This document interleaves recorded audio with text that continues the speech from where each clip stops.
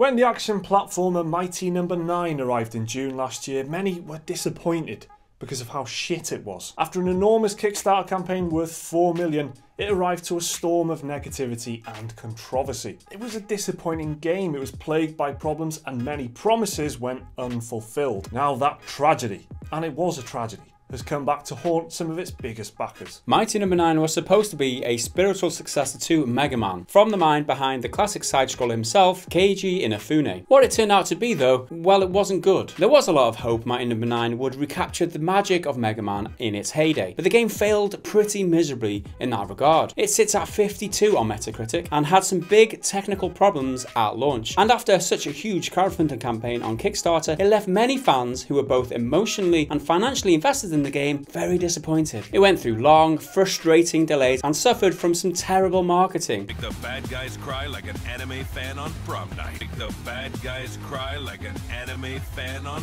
prom night. Make the bad guys cry like an anime fan on prom night.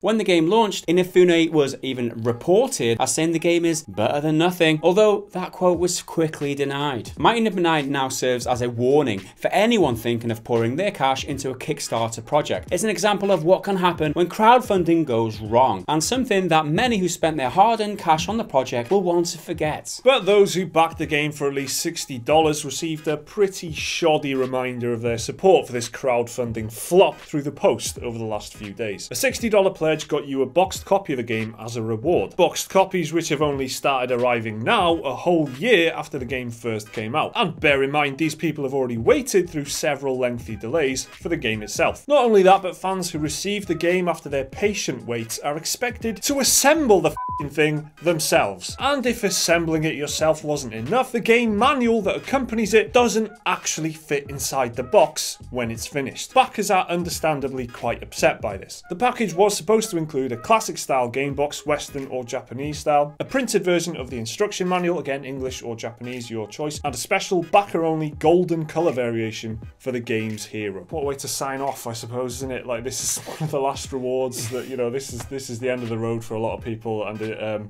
emotions around this. People were very upset about Mega Man. I mean, sorry. The whole thing. Mighty No. 9. Right, the whole thing was a shit show, isn't it? It was an absolute state, and this is so small and so insignificant. Like, the box comes finally a year late, but they even have to put that together themselves.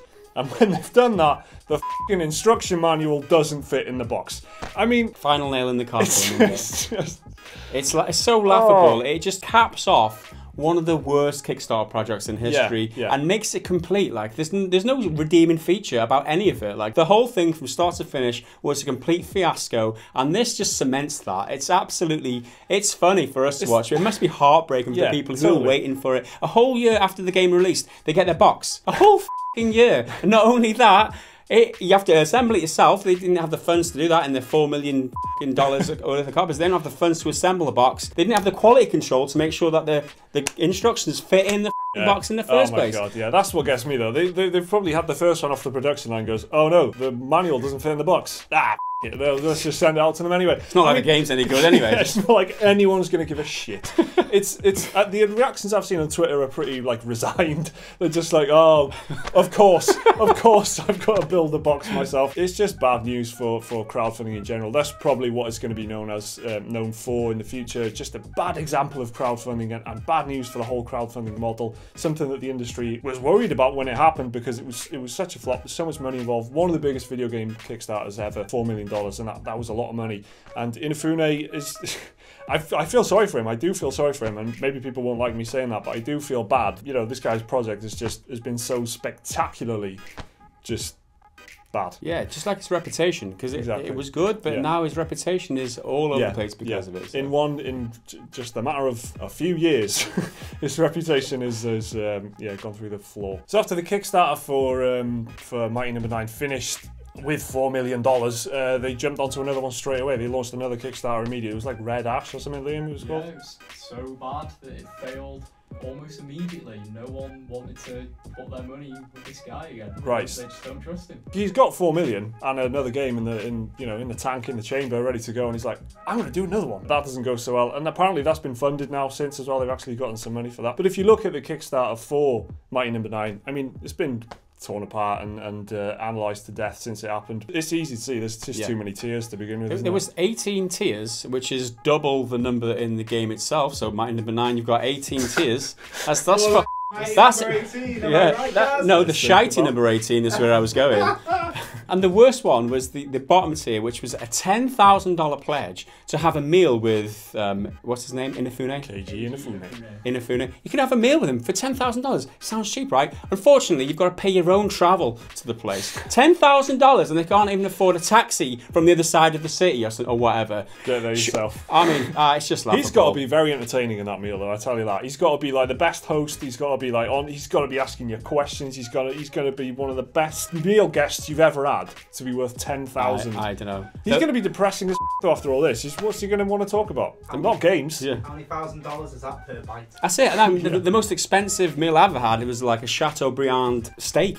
And that was pretty expensive. I can't imagine what kind of food they're serving up at this banquet. Probably doesn't fit on the plate though, does it?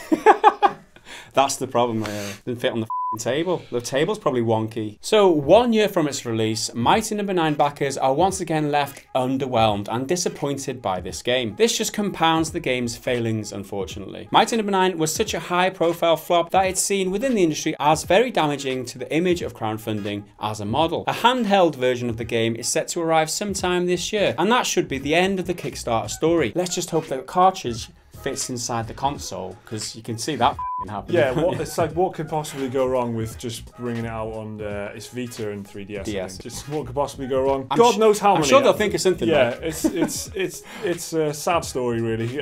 But Mighty No. 9, there you go. Okay, so the Mighty No. 9 saga is slowly coming to an end. Did you back the game? Were you excited for it? Did you want it to be good? Let us know down in the comments. Remember to like the video if you enjoyed it. Subscribe if you want to see more stuff like this. There's another video right there which you can watch right now, and a link to Patreon if you want to support the channel.